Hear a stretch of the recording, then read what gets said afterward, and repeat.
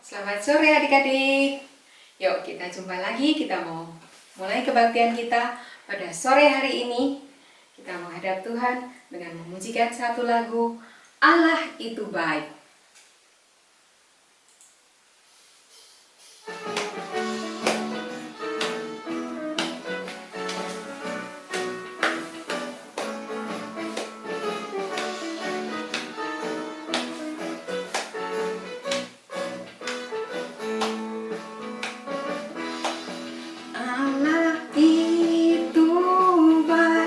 Sungguh baik bagiku, ditunjukkannya kasih setianya.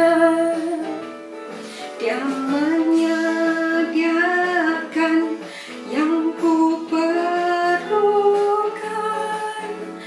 menyatakan kebaikan, menyatakan kebaikan, menyatakan kebaikannya padaku. Kasih setianya tak pernah berubah, dulu, sekarang, dan selamanya.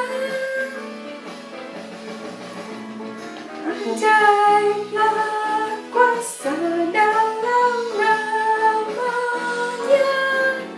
Yesusku luar biasa.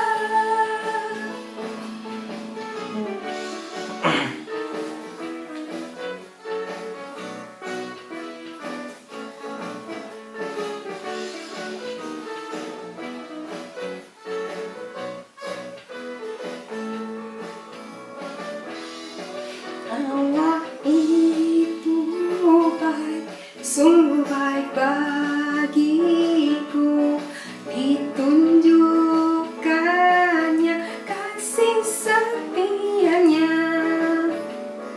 Dia menyediakan yang ku perlukan, menyatakan kebaikan, menyatakan kebaikan, menyatakan kebaikannya padaku. Kasih setianya tak pernah berubah, dulu, sekarang, dan selamanya. Ajaiblah kuasa dalam namanya, Yesusku luar biasa. Kasih setianya tak pernah berubah, dulu, sekarang, dan selamanya. Ajaiblah kuasa dalam namanya, Yesusku luar biasa. Yesusku luar biasa. Yesusku luar biasa. Ya, kita bersyukur karena punya Yesus yang sangat luar biasa. di dalam kehidupan kita dari dulu, sekarang, dan selama-lamanya. Kita satu di dalam doa. Tuhan Yesus, Allah Bapa yang Maha Baik, Allah yang mengasihi kami bersyukur kalau pada sore hari ini kami anak-anak-Mu boleh berkumpul walaupun kami lewat online, tapi kami yakin dan percaya Engkau Bapa yang ada di tengah-tengah kami saat ini di dalam kami berbakti. Kiranya Engkau sendiri yang akan berkati kebaktian kami dari awal, pertengahan, hingga akhir. Dan biarlah kami boleh menerima Roh Kudus-Mu Tuhan untuk kami mendengar firman yang daripada-Mu ya Bapa. Bapa, terima kasih Bapa, kami juga boleh memuji, memuliakan nama-Mu pada sore hari ini. Biarlah kami boleh bersemangat dan Kau Bapa yang akan menyertai kami di dalam kebaktian ini. Terima kasih Tuhan Yesus, dalam nama-Mu kami berdoa. Amin.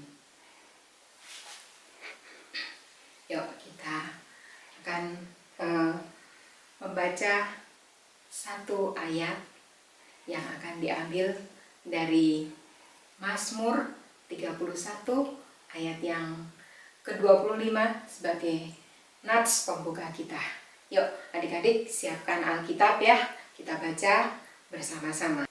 Mazmur 31 ayat yang ke-25. Baca bersama-sama ya. Kuatkanlah dan teguhkanlah hatimu, hai semua orang yang berharap kepada Tuhan. Jadi adik-adik, buat kita nggak perlu kita khawatir ya. Kita percaya kalau Tuhan yang akan menguatkan hati kita dan meneguhkan hati kita, karena kita hanya berharap pada Tuhan saja. Ya, kita akan lanjutkan ujian kita.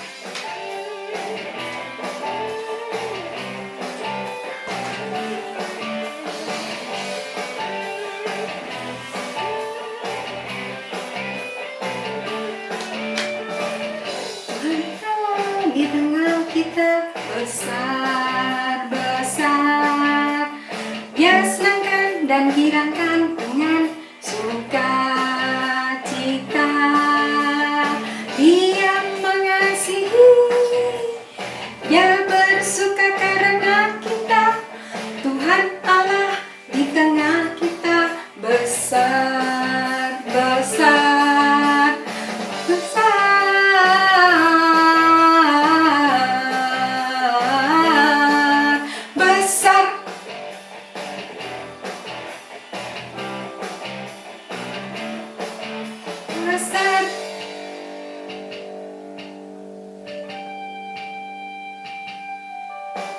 Tuhan Allah di tengah kita besar-besar. Dia senangkan dan girangkan dengan sukacita. Dia mengasihi dan bersuka karena kita. Tuhan Allah di tengah kita besar-besar, besar. Besar,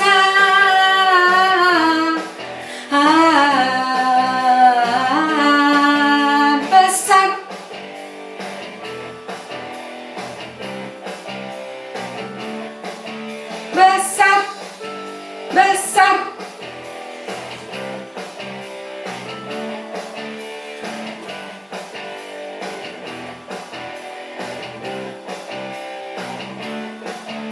Besar.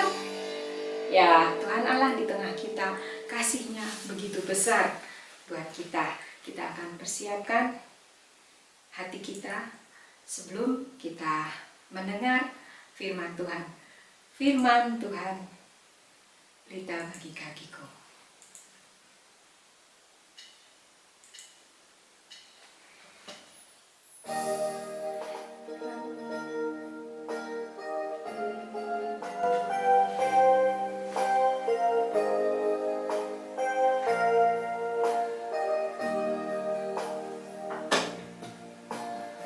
Firman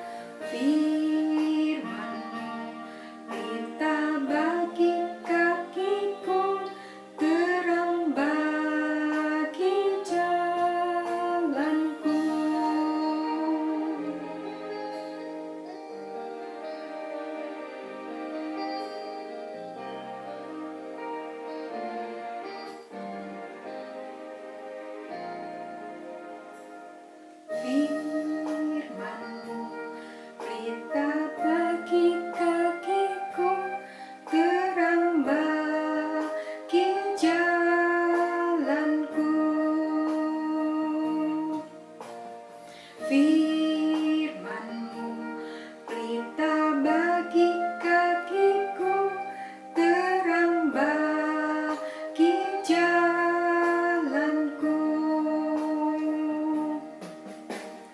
Waktu ku bimbang dan hilang jalanku, tetaplah Kau di sisiku. Dan takkan ku takut asal Kau di dekatku, besertaku selamanya.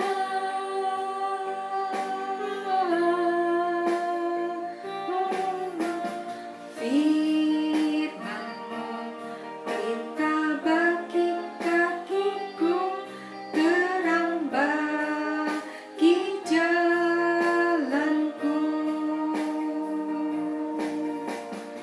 Firman-Mu pelita bagi kakiku, terang bagi jalanku.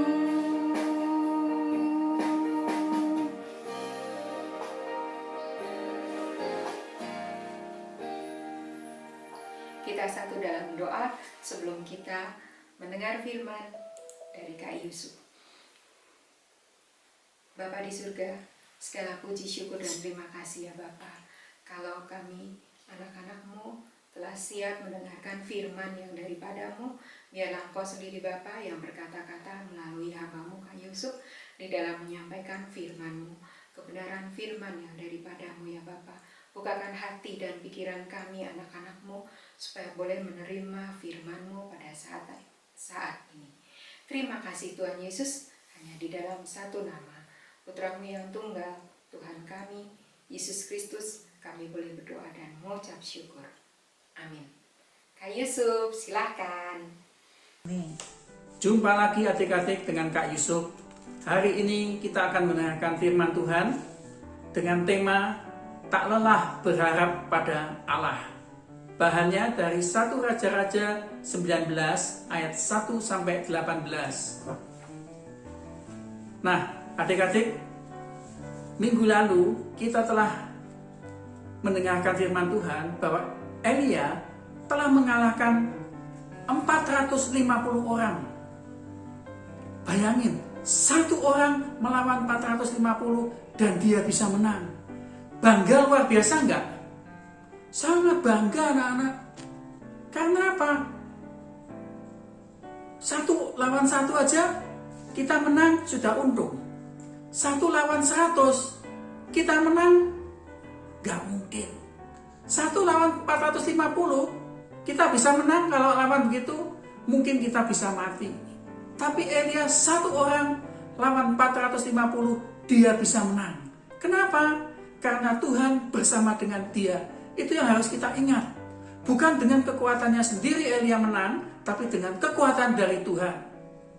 Nah, Elia sangat senang sekali bisa mengalahkan 450 orang ini. Dia lagi duduk-duduk di rumahnya. Tiba-tiba terdengar apa? Tok, tok, tok. Ada orang mengetuk pintu rumah.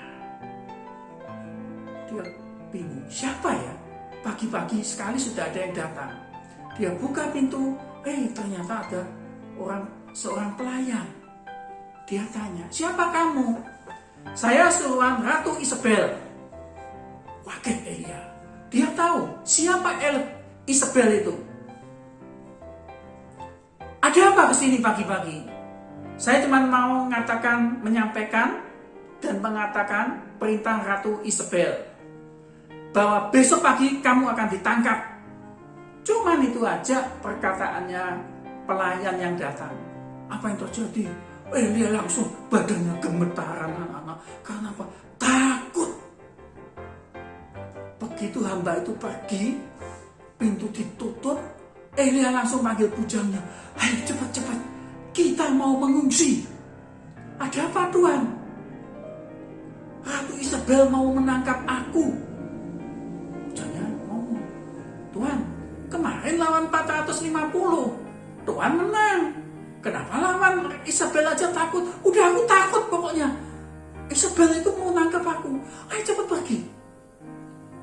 dari utara Israel. Elia ngajak bujangnya lari ke selatan, anak-anak. Sampai ke daerah yang namanya Beersheba. Di situ bujangnya sudah, Tuhan, saya capek. Ini sudah jauh dari Israel. Gak mungkin lah Ratu Isabel mengirim tentara ke dalam kerajaan lain. Jadi Israel dan Yehuda itu sudah beda. Beersheba itu terletak di Yehuda. Jadi kalau sebenarnya Elia kalau sudah sampai di Beersheba, dia tuh aman. Karena termasuk kerajaan Yehuda. Tapi dalam hati Elia tetap takut. Karena apa? Aduh, kalau sampai disusul sama orang-orangnya Isabel, saya bisa ditangkap. Ya sudah, kamu kalau capek berhenti di sini aja lah. Saya mau lari lagi ke padang gurun. Jadi Elia lari ke padang gurun, anak-anak. Sehari perjalanan jauhnya. Akhirnya dia putus asa. Aduh, harus lari kemana lagi aku ini? Kemudian Elia kecapean. Dia duduk. Dan pas di belakangnya itu ada pohon arar. Terus dia tuh, aduh, putus asa banget. Tuhan, aku ini kalau bisa mati aja lah. Aku udah capek. Tapi Tuhan tidak jawab Elia. Terus Elia bersandar di pohon itu dan langsung apa? Ketiduran karena saking capeknya. Tiba-tiba datang malaikat Tuhan. Malaikat berkata, bangun! Elia bangun. Makan! Elia lihat kiri kanan. Ada roti bakar dan satu kendi air. Perutnya memang lapar. Tenggorokannya kering. Tapi dia sudah tidak punya semangat untuk hidup. Jadi apa? Ngambil secuk roti dimakan. Seteguk air diminum. Kemudian apa? Dia rebah lagi. Karena apa? Dia sudah ingin mati. Begitu tidur, Tuhan berkata apa lagi? Bangun! Makanlah! Karena perjalananmu masih jauh. Kaget Elia. Aku masih harus jalan lagi sampai jauh. Kemana? Ayo Elia, cepat makan. Akhirnya Elia, wah, pasti Tuhan nyuruh aku ini.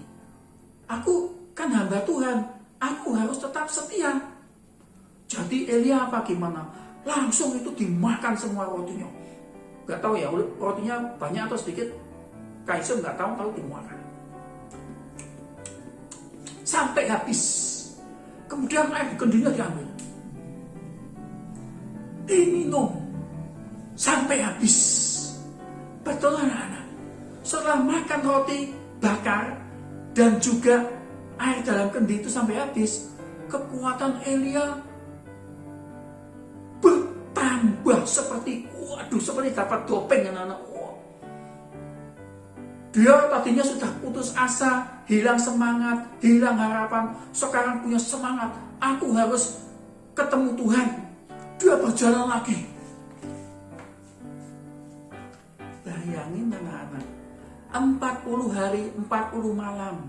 Elia berjalan sampai ke gunung yang namanya Gunung Horeb. Pada waktu Musa keluar dari tanah Mesir, membawa bangsa Israel keluar dari tanah Mesir, Musa diberi 10 perintah Tuhan di Gunung Horeb. Namanya waktu itu Gunung Sinai. Jadi Gunung Sinai dengan Gunung Horeb itu sama. Nah, sekarang Elia juga disuruh Tuhan ke Gunung Horeb atau Sinai untuk mendengarkan firman Tuhan. Apa yang diperintahkan Tuhan harus di sana. Elia berjalan 40 hari 40 malam. Sampai di Gunung Horeb, Elia ketemu apa? Sebuah gua, dan dia ingin bermalam di situ. Barusan saja duduk, ada suara. Apa kerjamu di sini, Elia? Kaget anak-anak. Baru datang, baru duduk, baru pantatnya menyentuh batu. Dia sudah ditanyain Tuhan. Apa kerjamu di sini, Elia? Elia menjawab apa? Tuhan, aku bekerja segiat-giatnya bagi Tuhan. Di Israel hanya tinggal aku seorang diri saja. Sekarang mereka mau menangkap aku. Jadi Elia itu berkata pada Tuhan bahwa apa yang dia lakukan itu bekerja dengan giat dengan Tuhan, tapi hasilnya nol. Sekarang tinggal dia sendiri yang di situ. Kemudian Tuhan bilang apa? Elia, kamu keluarlah, naik ke atas gunung Horeb. Kemudian Tuhan pergi dan ada topan yang sangat besar sekali. Suaranya gede. Di dalam gua, Elia juga tahu, wah, ini pasti Tuhan kalau topan gede datang. Tapi ternyata apa? Tuhan tidak datang. Kemudian lagi ada gempa bumi sampai Elia badannya goyang-goyang. Dia kaget. Karena apa? Wah, Tuhan datang dalam bentuk gempa bumi. Tapi ternyata Tuhan tidak ada. Kemudian lagi ketika Elia mau pandang luar apa? Ada api yang sangat besar sekali. Push. Wah, ini Tuhan mau menolong aku lewat api. Tapi ternyata Tuhan juga tidak ada. Tapi kemudian setelah semuanya hilang, ada angin sepoi-sepoi basah. Enak sekali di muka Elia. Waduh, Elia langsung dia menuju keluar. Sampai di luar, apa yang terjadi? Dia baru tahu kalau Tuhan itu ada. Pertanyaannya Tuhan pada waktu Elia di luar ya juga sama. Elia, sedang apa kamu di sini? Kaget Elia mendapat pertanyaan ini. Loh, ini pertanyaan kan seperti yang aku tadi dengarkan. Apa kerjamu di sini, Elia? Tuhan, aku bekerja segiat-giatnya bagi Tuhan.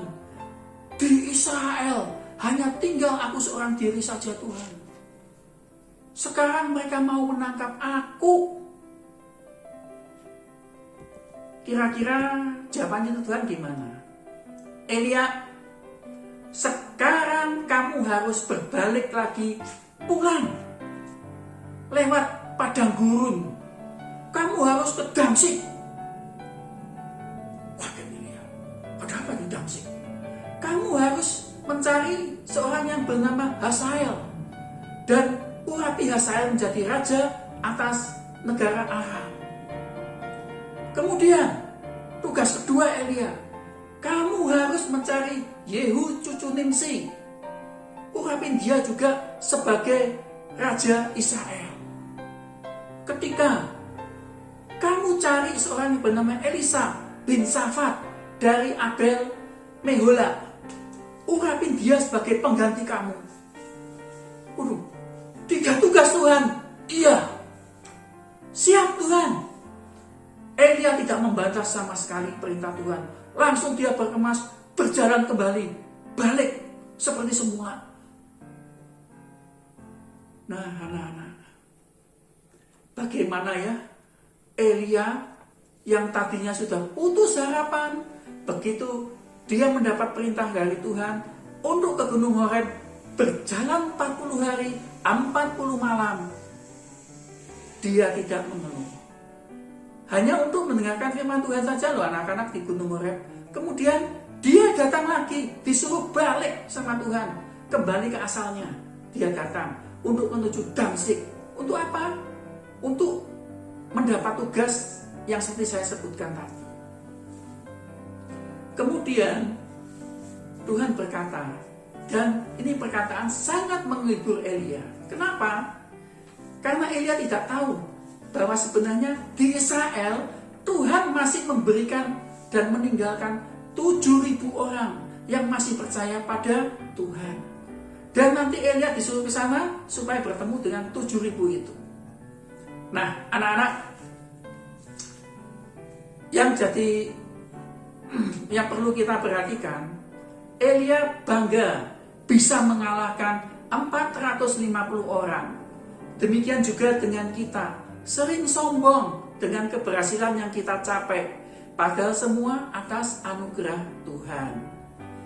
Kedua, jangan lelah untuk berdoa.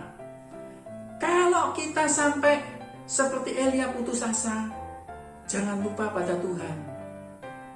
Jangan lupa untuk berdoa agar pandemi ini cepat berlalu. Ketiga, tetaplah setia mengikut kebaktian online. Biarpun sudah 16 bulan kita tidak bisa ke gereja, tetaplah setia pada Tuhan, karena Tuhan juga setia pada kita. Amin. Ya, adik-adik, tadi udah mendengarkan firman dari Kak Yusuf. Nah, kalau Nabi Elia waktu itu merasakan ketakutan karena dikejar-kejar ya. Oleh siapa tadi adik-adik? Ada yang ingat? Ratu siapa? Isabel ya, betul. Kalian pinter. Ya, kita nggak boleh takut karena Tuhan yang terus menjagai kita. Tuhan yang terus ada bersama dengan kita hingga saat ini. Tuhan menyertai juga pada saat-saat yang akan datang. Ya, kita mau nyanyikan lagu Jangan Takut Pada Apapun, dan setelah itu kalian boleh mempersiapkan persembahan kalian dalam amplop ya, dititipkan pada orang tua ataupun orang tua yang akan transfer ke gereja. Ya, kita setelah itu kita akan berdoa.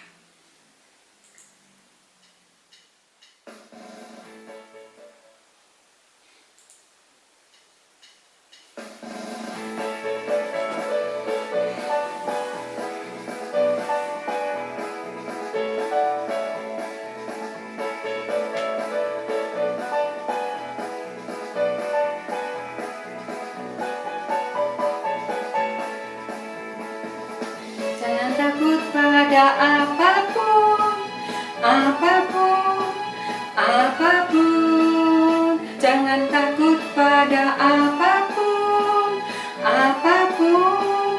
Sebab Yesus hidup dalammu. Jangan takut pada apapun, apapun, apapun. Jangan takut pada apapun, apapun, sebab Yesus hidup dalammu. Yesuslah terang dunia, jangan takut kegelapan. Malaikat Allah menjaga kita dari segala yang jahat. Jangan takut pada apapun, apapun, apapun. Jangan takut pada apapun, apapun, sebab Yesus hidup dalammu.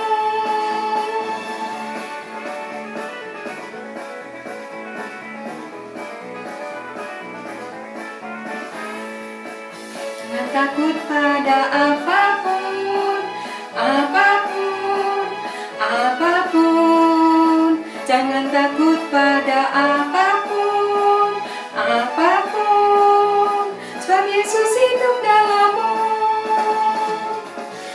Saat teman-teman mengejek, Yesus memberi sukacita. Ampuni dan lupakan semua, bersama Yesus kau mampu. Jangan takut pada apapun, apapun, apapun.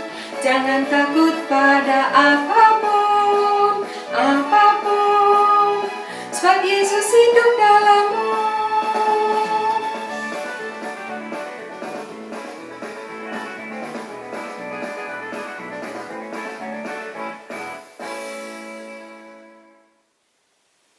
Ya, adik-adik, kita bersyukur kalau kita senantiasa dijagai Tuhan. Kita nggak boleh takut pada apapun, dan kita akan minta berkat Tuhan. Kita mau berdoa untuk persembahan kita dan untuk penutup ini. Yuk kita satu di dalam doa sebelum kita nyanyikan berkat Tuhan curahkanlah. Bapa di surga, terima kasih ya Bapa, kalau kami anak-anak-Mu boleh berbakti pada sore hari ini, dari awal, pertengahan hingga akhir. Engkau Tuhan yang jagai kami, dan saat ini kami sudah menyelesaikan ibadah kami. Biarlah Engkau Bapa yang berkati kami untuk kehidupan kami selanjutnya di sekolah kami, dan juga Engkau berkati orang tua kami dengan kekuatan kesehatan dan berkat yang daripada-Mu, supaya boleh tetap bekerja di masa pandemi ini. Bapa, kami berdoa kiranya Kau jagai bangsa dan negara kami Indonesia ini. Kau jagai Pak Presiden hingga seluruh yang stafnya yang ada di bawah-bawahnya, juga di pemerintah daerah dan di RT RW juga. Tuhan, kiranya Engkau yang akan berkati, Engkau yang jagai bangsa kami ini, supaya kami boleh tetap sehat, boleh tetap kuat hanya di dalam nama-Mu. Terima kasih Tuhan akan berkat-Mu.